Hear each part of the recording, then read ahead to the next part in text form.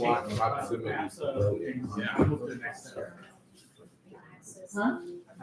Oh. I think you can say, yeah. Hi, hi everyone. So it's my great pleasure to welcome back to the Center for Ethics Benjamin Davis. He's assistant professor of Africana Studies and Hispanic Studies at Texas A&M and a fellow of the Center of Modernity and Transition. He previously held fellowships in the Department of African American Studies at St. Louis and here at the Great Center for Ethics at the University of Toronto. Benjamin Davis, Ben is the author of Simone Weil's Political Philosophy, Field Notes from the Margins. There's a Choose Your Bearings, Edouard Glissant, Human Rights and the Colonial Ethics. And his third book is Another Humanity, the Colonial Ethics from Du Bois to Arendt. So, and today representing Pens Not Property, Edward Said and Sylvia Wynter on Forms of Life. Please join me and welcome Ben Davis here. Thank you, Sergio, for that introduction. Thank you, Kevin, for inviting me. I have too many people to thank given my time here. Also, Mark, thanks for coming. Mark helped me with respect to my first Center for Ethics position after we met at a museum lecture. Mark was lecturing at a museum in Minneapolis. So if you're on the job market, go to Art Talks. Okay, I have been told by a lawyer recently when I speak, I need to give disclaimers. So while I have a job in Texas, I'm speaking to you all in my personal capacity as Ben. Yes. I also want, I went to send emails or text to some kind of old friends when I was coming back, and I went to email Christopher Smith. Some of you may know, or maybe you knew Chris, and I saw that he had passed, which brought me great sadness, and I just wanted to bring him into this space. Chris always came to the Stewart Hall reading group I ran as part of my postdoc, and one day during our discussion, he was smoking. If you knew Chris, he was smoking often and in his apartment, and he said the word revolution, and there was smoke, and Zoom cut out as if trying to prevent some kind of organized action. So I miss Chris. Chris told me, if you write about ethics, you have to watch TV because a lot of this is played out in TV. And I didn't, and I still watch very little TV, but I started watching the 90s legal drama, The Practice, because of Chris. So he is missed. Okay, I'll speak for not very long today, mostly so we can have a conversation. I'm happy to talk a little bit afterward. My talk is Pens Not Property, Edward Said and Sylvia Wynter on Forms of Life. In his last interview given from his New York apartment in 2003, Edward Said reflected on the strangeness and the fullness of his life. After noting that marrying his wife changed his path immensely, he offered a few lines that might appear out of place in someone's final reflections. "I don't own a house," he said. "I don't own a car. I don't have much property except portable property. I like clothes, I like pens, I like pipes, small things. I don't own any art. I've got thousands of books. I don't have a summer house," he added later. The interviewer then asked, "Do you have the key to your house in Palestine?" referring to the long-standing custom of Palestinians keeping the key as a reminder of their right to return. "No, I don't," he responds. Said's exile marked him in this way, among others. Namely, having lived a life of displacement, he never had faith in owning land. Instead, he stuck with what he called portable property. And what I want to suggest this evening is that there is an ethics to this orientation, which I have tried to sum up in my title, Pens Not Property. This is a provocative ethics, I want to say, that runs counter to and offers an ordinary response to what he called in another formulation, the politics of dispossession. The larger question I want to think with you all about this evening is, even if we reject the liberal claim to neutrality in regard to forms of life, then how can we talk about a critique and an ethics that does more than or builds more than simply showing how the liberal position is not, in fact, neutral? In other words, what alternative answers could critical theory make explicit, public, and popular? Is there a way, perhaps one around this critical route, that instead of focusing on the limits of the liberal positions, would connect traditions and struggles that have continued to press the question of forms of life? Is there a way to have this conversation that wouldn't be so moralizing and that could own up to living our own contradictions, but do so in a way that didn't stop with recognizing complicity and perhaps takes our complicity as a starting point, signaling the very need for new forms, styles, practices?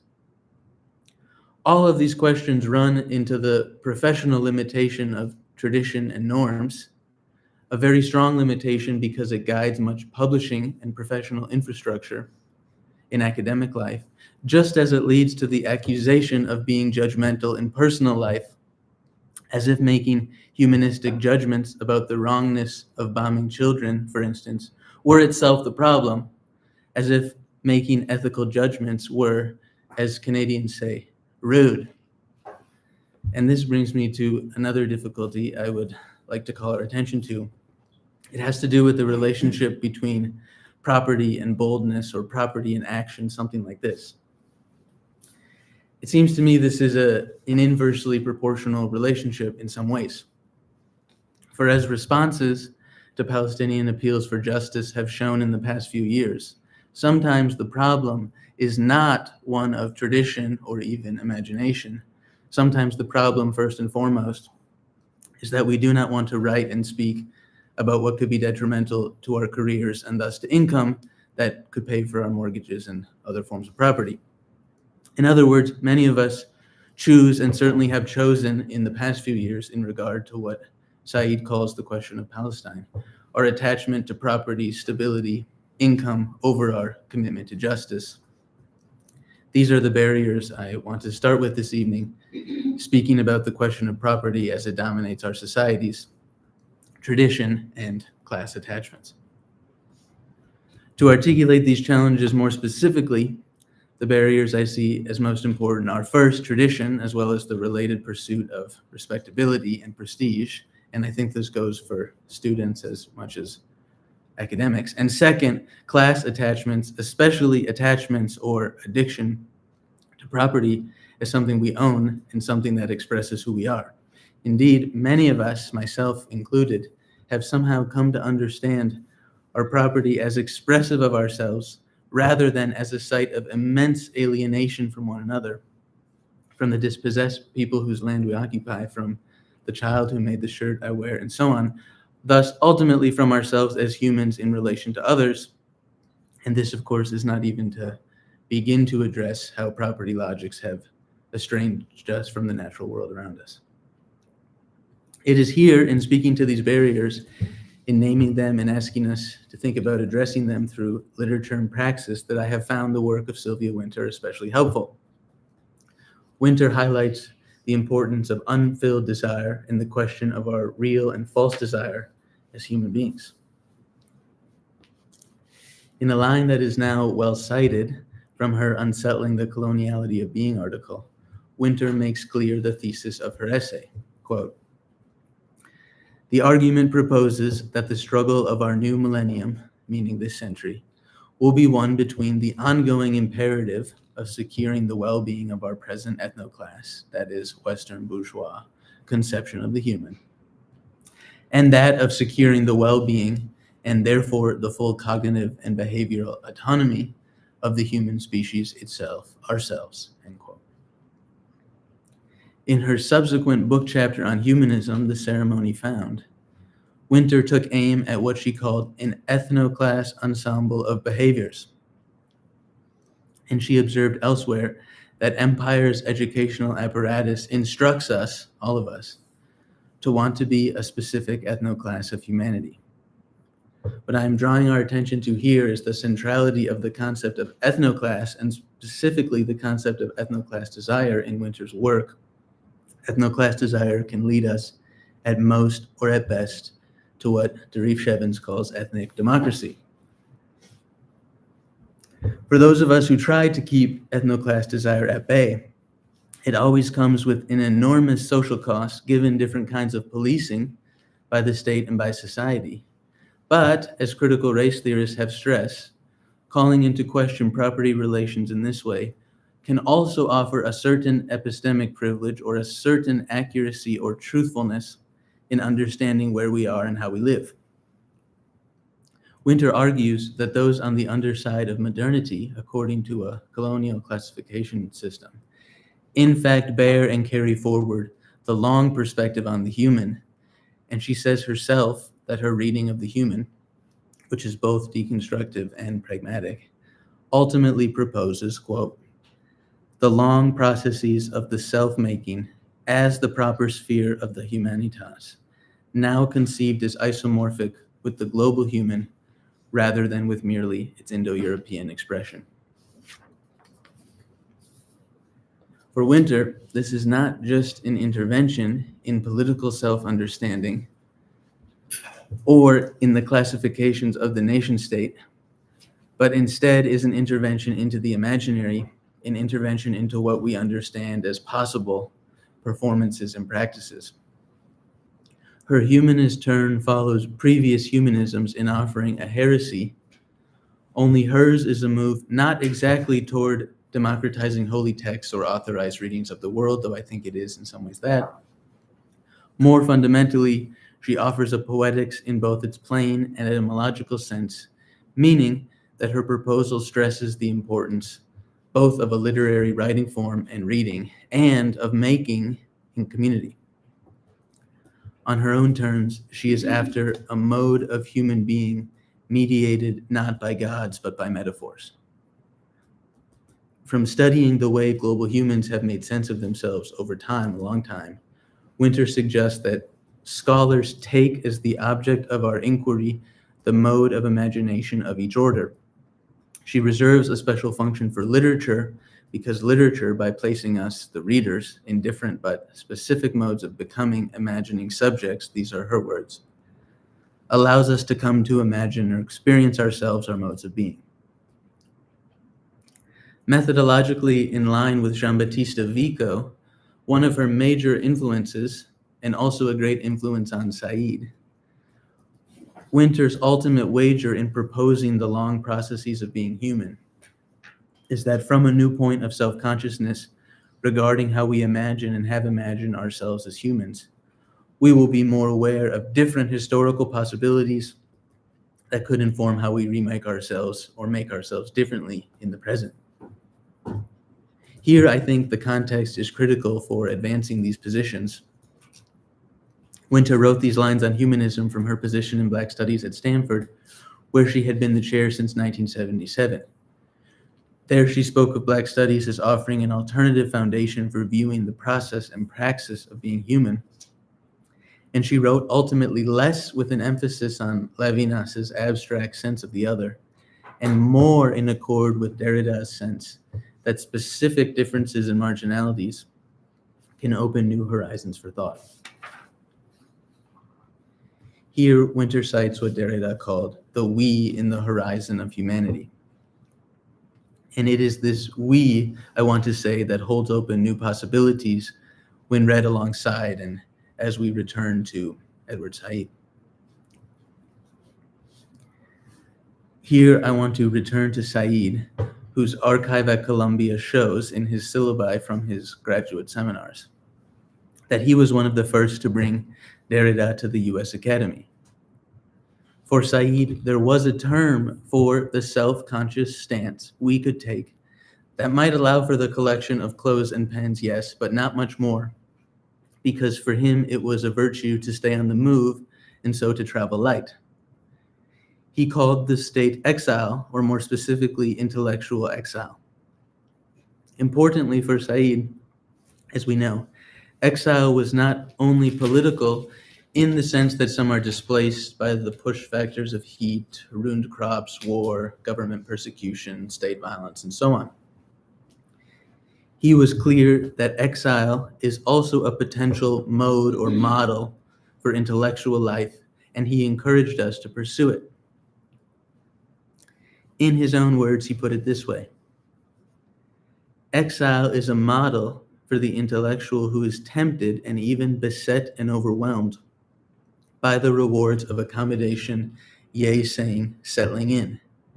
Even if one is not an actual immigrant or expatriate, it is still possible to think as one, to imagine and investigate in spite of barriers, and always to move away from the centralizing authorities towards the margins, where you see things that are usually lost on minds that have never traveled beyond the conventional and the comfortable, end quote. And he would add very interestingly about exile and pleasure, another long quotation: you can spend a lot of time regretting what you lost, envying those around you who have always been at home, without ever having to experience not only the loss of what was once theirs, but above all, the torturing memory of a life to which they cannot return. For the intellectual, an exilic displacement means being liberated from the usual career. Exile means that you are always going to be marginal. If you can experience that fate not as a deprivation and as something to be bewailed, but as a sort of freedom, a process of discovery in which you do things according to your own pattern, as various interests seize your attention, and as the particular goal you set yourself dictates, that is a unique pleasure. End of quote. In all of this, Said asks us, I think students as well as academics, to pursue a certain kind of exile and to consider it as potentially liberating in the sense that it takes us away from the usual expectations of professional life.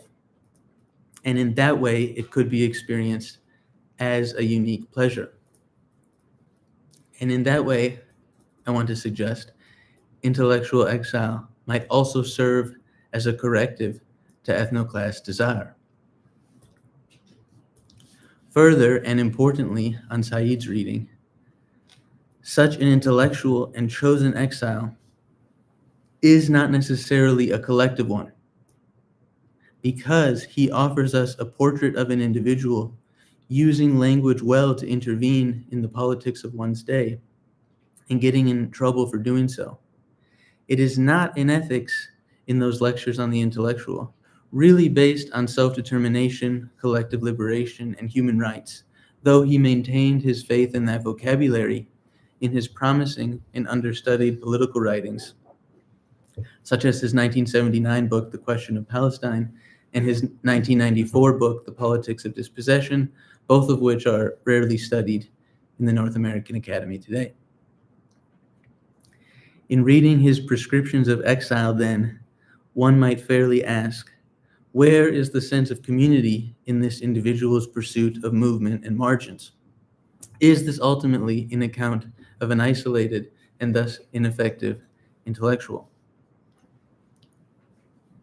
Of course, in his own example, Said does give us the model of a public intellectual always intervening in public life, as his many essays in the London Review of Books prove.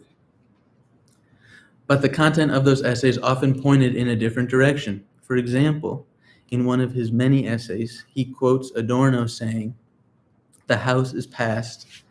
The best mode of conduct in the face of all this still seems an uncommitted, suspended one to lead a private life." And he also quoted the paragraph from Adorno that ends famously, "Today we should have to add, it is part of morality not to be at home in one's home."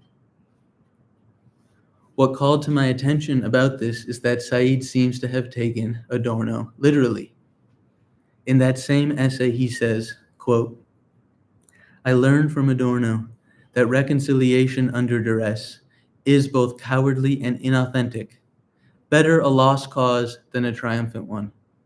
more satisfying a sense of the provisional and contingent, a rented house, for example, than the proprietary solidity of permanent ownership, end quote.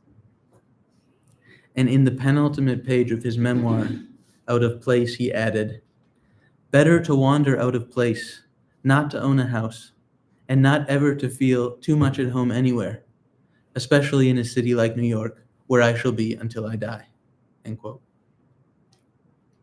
Said also said about his favorite authors, such as Adorno, that what he was most drawn to in them was a style, a way of thinking that was, quote, highly individualistic. This is where I want to read Said alongside Wynter, leaving us with the question of how this individual's exilic ethical stance could become part of the we Wynter returns us to when she asks us to think with Derrida and the question of the we in the horizon of humanity. For Said leaves us with an individual who stands apart against the grain and engaged in public, yes, and operating through his famous intellectual principle, never solidarity before criticism. Certainly, this mode of critical belonging is necessary to critique what we are a part of, whether a country or a university or a political party or a faith group, is, I think, a noble practice, and one that ethnoclass desire often precludes. No doubt this critical belonging is essential in our time when nationalistic ways of thinking are on the rise, and when people protect themselves and their interests over the dispossessed. But again, does Said's framing of the intellectual pursuing exile leave us ultimately too individualized? Does it leave us moving through the world prioritizing the criticism to such an extent that it becomes harder and harder to get to the solidarity?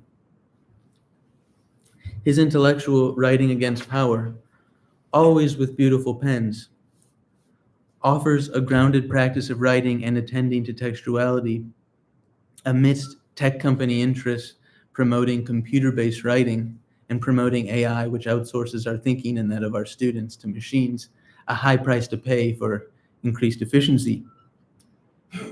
And in defense of Said, again, his practice of writing tells a different story of relation than some of his readings of Adorno suggest. His archive is filled with handwritten letters in many languages that themselves outline a community. As he noted in his memoir, his hands from his youth forward were covered with ink. And that ink has given us so much. At the same time, as others have noted, the beautiful pen can also represent a certain celebrity academic model, a practice of staying at the best hotels, not only at the cost of however much it is to stay at Brown's Hotel in London, which he frequented, but also at the cost of a wider class solidarity. What I want to ask to conclude is, if exile is the condition Said recommends in the face of dispossession, how can we also keep in mind the we that Wynter draws out in Derrida? Isn't ours in many ways a moment of collective exile, yet we lack the traditional routes of international political parties or liberation movements? Doesn't it feel that way, at least for those of us whose teaching is increasingly criminalized, or who spend our days speaking with immigration lawyers and more with employment lawyers? If Said kept close to Adorno's call not to be at home in one's home, he nevertheless put forward a trajectory of inquiry in which many of us, precisely through raising our questions in community, have been given a certain sense of belonging. Such a practice leaves me asking, how would we connect these various personal individual exiles we feel or practice in this moment into a wider constellation that sheds light on how our reality in Toronto is linked, as Said and Wynter stressed, to Jerusalem, to Kingston, to Cairo, and to London? This, for me, is one of the tasks of ethical theory in our time, not just to critique the dispossessive forms of life we have been thrown into, but also to connect and sustain those of us who are alienated by them and continue to spill ink in clarifying and linking various struggles, even when it comes at a tremendous cost. Thank you.